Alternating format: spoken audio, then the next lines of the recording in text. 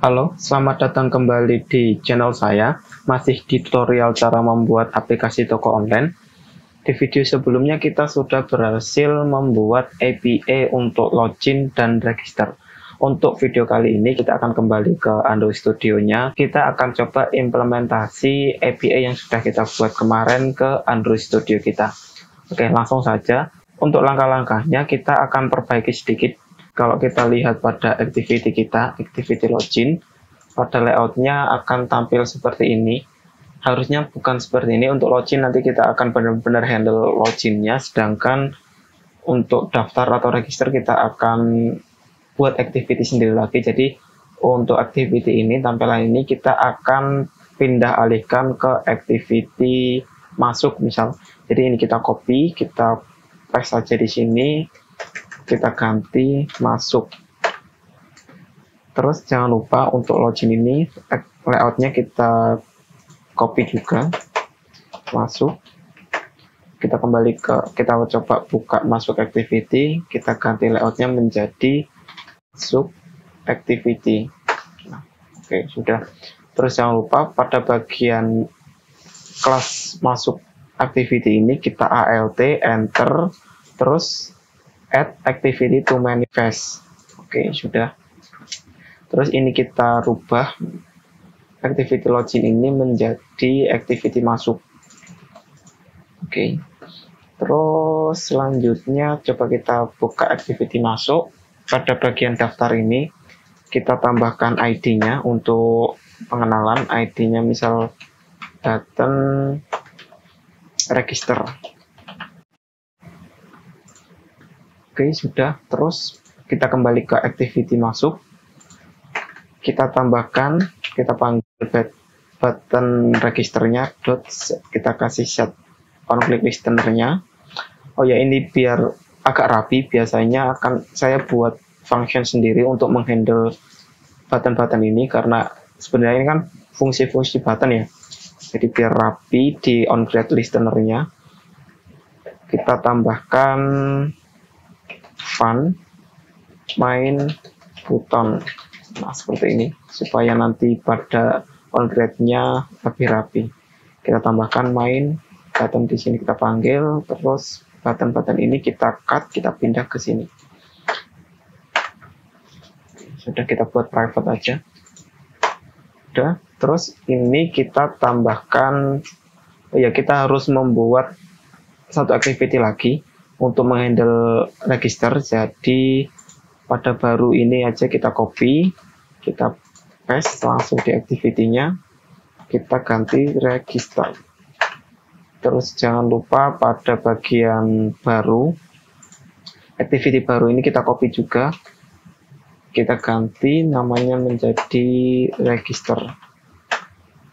Terus kita masuk ke register activity, kita ganti ini menjadi register. Oke, sudah. Terus kita kembali ke masuk activity, kita start activity, kita intent ke activity register. This register activity class.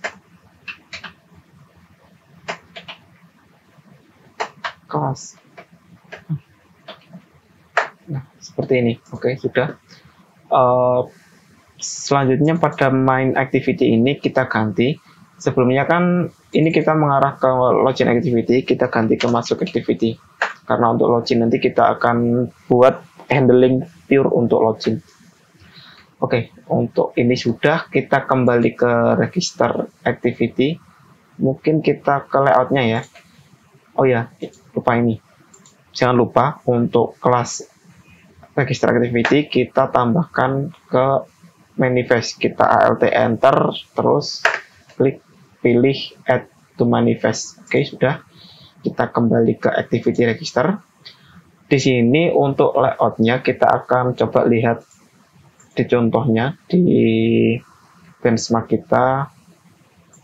Klik akun, daftar. Kita akan membuat layout seperti ini. Tapi untuk video kali ini saya tidak akan menjelaskan satu persatu seperti sebelumnya untuk layoutingnya karena akan memakan banyak sekali waktu. Jadi Ini nanti akan saya timelapse, tetap saya perlihatkan, tapi saya timelapse aja untuk prosesnya, tidak saya jelaskan satu-satu untuk memangkas waktunya. Oke, tapi ya nggak harus sama persis seperti ini sih, nanti ya mirip-mirip aja. Oke, ini saya timelapse dulu.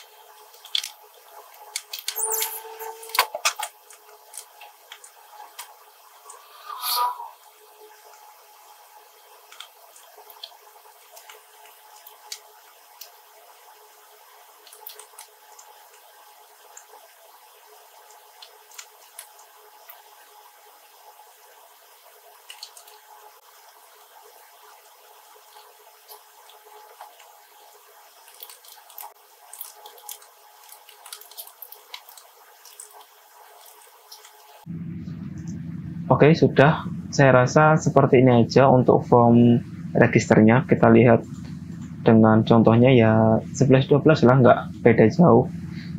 Ada Google ini nanti akan kita gunakan nanti, tapi di sesi-sesi terakhir, tidak harus sekarang. Yang penting untuk fungsi-fungsi utamanya berjalan dulu. Kalau teman-teman punya desain sendiri, silahkan dipakai. Kalau mau mengikuti desain saya ya bisa copy aja dari GitHub seperti biasa. Oke, kita langsung aja kembali ke register activity. Semuanya kita close saja dulu. Di sini kita akan coba membuat validasi. Jadi ketika kita klik register dan semua ini kosong, maka nanti akan muncul pop-up error seperti itu. Caranya kita panggil aja dulu button register. Oh, salah. Kita btn register.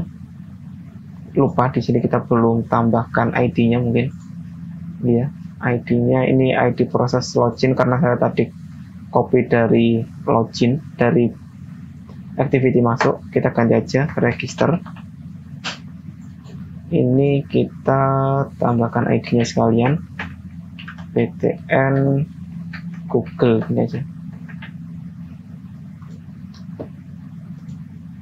Di sini kita cari register. Kita pilih yang register XML ini, .set on click listener-nya. Oke, setelah itu kita membuat fungsi baru fun register. Oke. Kita masukkan fungsi ini atau metode ini ke dalam sini, register. Setelah itu kita akan membuat permisalan if jika kita cek jika ini saya buka pada nama ini, saya kasih ID edt nama. Di sini untuk emailnya saya kasih edt email dan seterusnya. Kita cek jika edt nama .text, kita ambil teksnya .isEmpty. Ini langsung di Java ataupun Kotlin sama aja bisa. IsEmpty, maka akan muncul error di edt nama .error sama dengan kita kasih value-nya misal kolom nama tidak boleh kosong. Nah, seperti ini. Terus satu lagi edt nama request focus. Request focus ini artinya apa? Ketika edit nama kosong, tidak ada isinya, maka akan muncul error ini, terus kursornya akan beralih ke edit nama. Terus satu baris lagi kita ketik return. Return ini artinya apa? Jadi ketika edit nama kosong, maka kode tidak akan berlanjut ke bawah. Misal di sini ada kode lain, maka dia akan stop di sini, tidak mengeksekusi kode selanjutnya. Oke, sudah kita tambahkan else, if-nya kita copy aja dari sini, karena sama sebenarnya. Ini kita copy lagi sebanyak 3 kali. Kita berlakukan hal yang sama, email, kita copy, terus di sini email tidak boleh kosong, dan seterusnya. Ini saya percepat aja.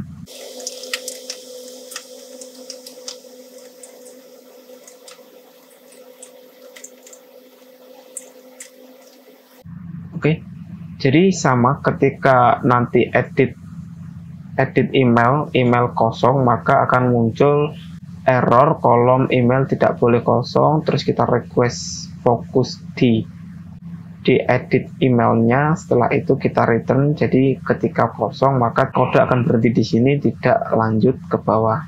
Oke, udah. Selanjutnya di sini kita akan langsung saja ke request HTTP menggunakan library retrofit. Sebelum itu kita harus menambahkan library baru, jadi kita buka pada bagian build Gradle-nya. Di sini kita tambahkan library retrofit. Oke, tambahkan library ini, nanti akan saya cantumkan di kolom komentar, di kolom deskripsi, jadi teman-teman bisa langsung copy aja, atau bisa copy dari projectnya langsung juga bisa. Terus jangan lupa di sinkronisasi. Oke, kalau proses sinkronisasi sudah selesai, kita kembali ke register activity. Ini kita tutup aja. Enggak deh, kita tambahkan package baru, tambah namanya app. Oke, setelah itu kita tambahkan file baru. Nama ini kita pakai objek, jadi bukan kelas. Di sini api config. Setelah itu tambahkan satu file lagi, klik kanan pada app, file Kotlin, jangan lupa. Di sini interface, terus namanya API service. Oke, sudah. Terus kita buka API config-nya. Di dalam API config ini teman-teman nanti langsung copy saja dari project saya. Saya tidak akan menjelaskan panjang di sini karena ya ini udah default aja sih dari retrofit, pasti nanti seperti ini. Ini kode paling mudahnya seperti ini, jadi langsung copy saja. Saya tidak perlu menjelaskan panjang lebar karena keterbatasan waktu. Karena ini cuma sekali aja sih, nggak dibuat berulang kali. Nanti kita tinggal panggil aja. Kalau nanti teman-teman ada error di API service ini harus namanya harus sama seperti interface-nya. Jadi misal kalau teman-teman ganti API service ini misal my API service ya, jadi di sini harus sesuai dengan nama interface yang teman-teman buat. Oke. Terus kita beralih ke API service. Di dalam API service ini akan berisi fungsi-fungsi misal pemanggilan HTTP request menggunakan metode POST atau menggunakan metode GET dan lain-lain seperti yang ada di API kita ini. Kalau kita kembali ke Laravel, di sini kan nanti ada POST, ada GET dan lain-lain. Maka di Android Studio juga ada. Jadi ketika kita mau pemanggilan menggunakan metode POST, jadi pertama kita tambahkan baris ini add POST besar semua. Kalau ada error loop alt enter aja. Setelah itu kita membuat fungsi misal kita akan melakukan register kan, berarti register aja. Penamaan terserah, tapi ini biar lebih mudah aja kita samakan. Kita ketika register ya register. Oke, sudah kita implement call. Untuk call-nya kita menggunakan call retrofit 2. Setelah itu lebih besar lebih kecil, di dalamnya tambahkan response body. Nah, seperti ini. Terus kalau tidak ditemukan alt enter aja. Oke, sudah. Untuk respon bodinya menggunakan OK HTTP 3 ya. Sudah, setelah itu di dalam sini akan berisi field atau parameter yang akan kita masukkan. Kita coba lihat di user controller. Di sini kan parameter yang dibutuhkan adalah nama, email, dan password. Jadi di dalam sini kita tambahkan field buka kurung tutup kurung. Di dalamnya kita beri nama sesuai yang ada di sini. Jadi nama, email, password, tapi harus disebutkan satu-satu. Misal di sini nama, setelah itu kita kasih nama parameter lah intinya. Di sini tuh name ya terserah, ini untuk penamaan di sini terserah, tapi kalau yang di dalam sini harus sesuai yang ada di project di API kita seperti ini. Jadi ini harus name bukan nama. Kalau di sini terserah. Setelah itu kita buat dia sebagai string. Terus koma, tambahkan lagi untuk email dan password. Oke, jadi di sini email, password. Ini harus sama, email, password. Oke, sudah. Terus selanjutnya ada satu lagi yang kurang. Pada bagian POST ini kita tambahkan value-nya. Value-nya itu apa? Di sini akan saya jelaskan. Value-nya adalah kalau kita buka pada API config, di sini ada base URL. Di sini hanya saya tulis URL, tapi di sini harus kita tulis URL mana yang akan kita gunakan. Coba kita buka Postman. Nah, ini adalah URL di mana API pemanggilan untuk register. Kan kemarin ada register dan ada satu lagi untuk login. Nah, ini yang akan kita copy ke dalam base URL kita. seperti ini. Tapi di sini untuk registernya kan akan berubah-ubah setelah /APA. Di sini kan nanti berubah, misal ada login, ada produk dan lain sebagainya. Jadi setelah /APA nah ini kita hapus saja, lalu kita sematkan ke dalam APA service. Nah, di sini kita ketik register. Nah, kalau nanti misal ada metode-metode lain, misal kita mau request HTTP, kita panggil login, jadi di sini tinggal login. Nah, seperti itu. Jadi di sini itu sebenarnya di dalam sini full request-nya akan jadi seperti ini. Nah, ini karena error karena ada dua fungsi yang sama, kita ganti aja login. Nah, seperti ini. Oke, sampai sini semoga paham. Tapi di sini ada masalah lain. Jadi emulator atau real device yang teman-teman gunakan tidak bisa mengakses ini. Jadi teman-teman harus mengubah IP address ini ke dalam IP address yang ada di, kalau kita coba kita buka ini dulu. Di sini kita ketik ipconfig atau bisa menggunakan command port. Jadi coba cmd. Setelah itu kita ketik ipconfig. Nah, di sini saya menggunakan jaringan WiFi. Jadi ketika saya ketik ipconfig, maka saya akan mendapatkan APA ini, IP address ini, maaf. Nah, IP address ini yang akan kita masukkan ke dalam sini.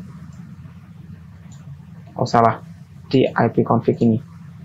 ipconfig ini kita ganti yang 127 dan selanjutnya ini dengan IP address yang kita dapat dari jaringan WiFi. Tapi dengan catatan ketika teman-teman menggunakan real device, maka komputer atau laptop yang teman-teman gunakan harus satu jaringan dengan HP yang teman-teman gunakan. Jadi tidak bisa terpisah. Misal di laptop menggunakan WiFi A, terus di HP menggunakan paket data, dia tidak bisa. Jadi HP dan komputer atau laptop harus dalam satu jaringan, tidak boleh terpisah, seperti itu. Jadi nanti bisa memanggil URL ini. Tapi di sini ada satu lagi. Kalau kita buka project kita, project Laravel, maaf, kita coba Rival in Explorer. Di sini projectnya harus berada di dalam SAM htdocs toko online. Kemarin kan kita install SAM ya. Kita buka SAM ini, kita start dulu Apache service-nya sama MySQL-nya. Nah, di sini kita kembali ke Android dulu. Terus kita buka folder tadi. Nah, tadi folder saya. Nah, ini. Di sini kita harus spesifikasikan. Jadi setelah IP address kita tambahkan folder projectnya. Misal di sini folder project saya adalah toko online /public/API. Coba kita kopas semua ini, kita copy aja semuanya. Kita copy, kita buka Postman. Kalau kita langsung run dari Laravel menggunakan PHP Artisan Serve, maka URL-nya seperti ini. Tapi kalau kita mau langsung hit ke project-nya tanpa menggunakan apa sih namanya ini, pemanggilan dari Artisan, maka URL-nya akan berubah. Kita tambah, ini kita duplikat aja biar nggak susah-susah. Kita duplikat tab-nya, kita tutup. Terus pada bagian setelah API ini kita ganti dengan URL tadi. Coba kita run, kita send, gimana hasilnya. Nah, kan sama saja, sama kita sudah berhasil. Kalau kita klik di sini, kita pindah ke URL yang sebelumnya, kita send, maka di sini responnya pasti error. Kenapa? Karena kita belum menjalankan PHP Artisan source-nya. Kita belum run in project Laravel-nya lah. Artisan source. Kita coba run ulang. Nah, di sini berhasil. Jadi sama saja kita langsung hit ke project-nya menggunakan Apache Service SAM ke project kita public API register. Kalau di sini kan untuk URL ini adalah URL langsung dari project Laravel-nya. Maaf, dari project Laravel menggunakan Artisan. Jadi ini kita API ini URL ini sudah benar. Terus untuk slash setelahnya kita ke register. Nah, seperti itu. Ini saya hapus saja. Oke, sudah. Untuk di API config dan API service ini sudah selesai. Kita beralih kembali ke register activity. Di sini, jadi setelah semua ini terlewati, artinya tidak ada error. Jadi semua nama, email, phone, dan password sudah terisi. Maka kita panggil URL tadi. Jadi caranya kita panggil API config dot instance retrofit. Jadi kita panggil ini instance retrofit. Di sini instance retrofit dia implementasi ke API service. Jadi kalau kita ketik titik, nah di sini akan muncul login dan register sesuai yang ada di dalam sini. Jadi kita di sini akan menggunakan register. Jadi kita titik register. Nah, untuk di dalamnya di sini ada parameter-parameter yang diperlukan adalah email, nama, dan password. Jadi tinggal kita masukkan aja. Pertama nama, edt, nama, dot, teks, kita ambil teksnya. Jangan lupa kita convert ke string. Jadi tinggal to string. Nah, seperti ini. Koma, selanjutnya aja kita copy saja biar nggak lama-lama. Di sini kita tinggal ganti email terus password. Oke, sudah. Setelah itu kita titik lagi dot enqueue, kita panggil fungsi enqueue-nya, terus di dalamnya kita tambahkan objek titik 2 callback.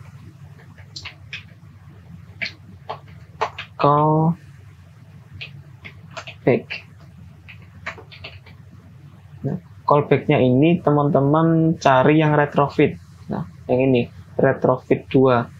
Terus kurung kecil, kurung besar, lebih kecil, lebih besar, maaf. Di dalamnya kita tambahkan response body. Nah, seperti ini. Jangan lupa alt enter aja langsung. Terus kurung siku kurawal. Nah, di dalam objek ini nanti akan kayak error gitu. Jadi kita tinggal alt enter. Di sini akan muncul implement member, enter aja. Setelah itu pilih semuanya. Terus oke. Nah, di sini langsung otomatis ke create. Di sini ketika gagal nanti responnya akan di sini. Jadi di sini handle ketika gagal. Kalau di sini handle ketika sukses. Nah, seperti ini. Oke, kita coba aja langsung gimana hasilnya. Apakah ada error, berhasil atau enggak. Kita run. Kalau teman-teman males ngoding, ya tinggal copy saja nanti di GitHub seperti biasa. Tapi ya harusnya ngetik sendiri sih, jadi biar terbiasa mengetik dan terbiasa dengan perintah-perintah yang ada di Android. Jadi jangan pure copy semua, kalau bisa ketik ya ketik aja. Itu sih saran dari saya. Oke, tapi kalau butuh cepet ya Kopas aja, nggak masalah. Dulu saya juga sering Kopas kok. Kita tunggu untuk runningnya, untuk installnya. Oke, ini sudah berhasil terinstall. Kita coba buka akun. Kita klik daftar. Nah, di sini kita masukkan nama. Kita coba dulu ketika kosong semua, register. Nah, di sini akan muncul nama, tidak boleh kosong. Kalau kita isi misal itu, kita register, maka email tidak boleh kosong. Kita isi aja listo@gmail.com. Kita ketik register. Nah, di sini kosong. Ada pop up juga errornya. Kita masukkan 08, terserah. Di sini passwordnya misal 1234567. Nah, di sini ada button ini, button menyembunyikan password apa tidak. Ini saya menggunakan text input layout.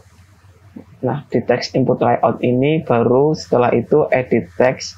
Di sini jangan lupa tambahkan password toggle enabled true. Nanti maka akan muncul apa ini namanya kayak tanda mata. Terus pada bagian input text, input type ganti kita isi dengan text password, maka nanti akan muncul seperti ini. Ada mata, terus ada fungsi kita bisa melihat passwordnya atau menyembunyikan. Oke, coba kita register hasilnya. Nah, di sini ada error. Kita coba lihat errornya apa. Force close.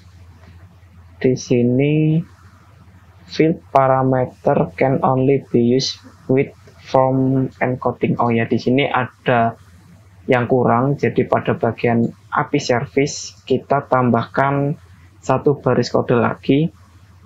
Add kalau nggak salah form URL encoded. Nah, seperti ini. Oh benar. ALT enter. Nah, sudah. Kita coba run ulang.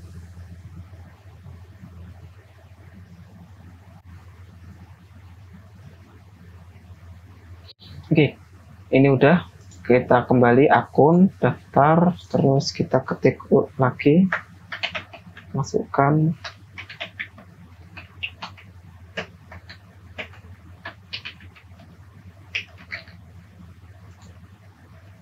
passwordnya, ya bebas aja lah.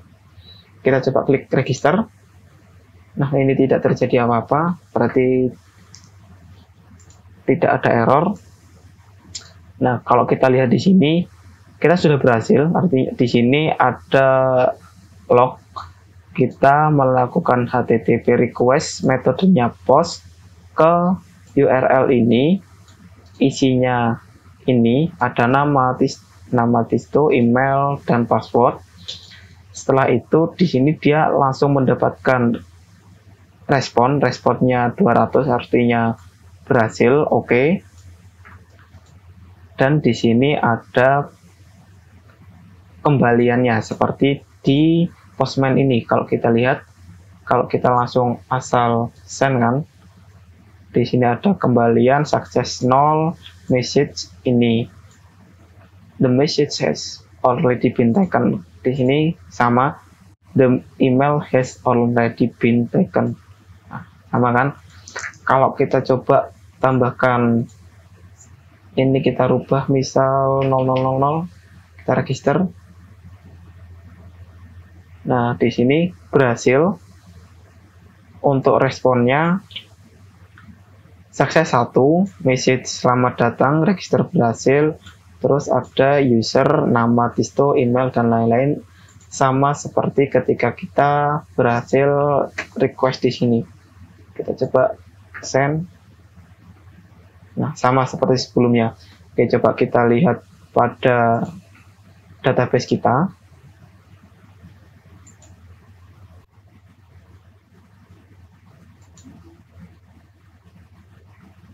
Nah, di sini sudah masuk berhasil tersimpan ke dalam database. Jadi ini tadi kan tisto00@gmail.com, di sini datanya ada, sama persis seperti ketika kita request menggunakan Postman seperti sebelumnya. Di sini juga masuk distro 7. Di sini mana tadi? Distro 7. Nah, saya rasa cukup sampai di sini dulu untuk tutorial kali ini. Kita sudah berhasil request HTTP menggunakan metode POST dan kita juga sudah mendapatkan kembalian atau respon, dan data kita juga sudah masuk ke dalam database. Artinya kita sudah berhasil connect dari dari Android Studio ke API yang sudah kita buat sebelumnya. Untuk tutorial selanjutnya kita akan coba handling. Jadi ketika suksesnya 1 atau suksesnya 0 gagal, kita akan coba melakukan tindakan-tindakan lain. Jadi ketika gagal kita harus melakukan apa, ketika kita berhasil kita akan melakukan apa. Itu akan kita pelajari di tutorial selanjutnya. Oke, terima kasih sudah menonton video saya. Semoga sampai sini bisa dipahami. Kalau ada pertanyaan jangan sungkan tinggalkan di kolom komentar. Dan untuk teman-teman yang belum subscribe, silahkan subscribe dulu supaya saya lebih semangat untuk membuat tutorial-tutorial selanjutnya. Oke, thank you, bye-bye.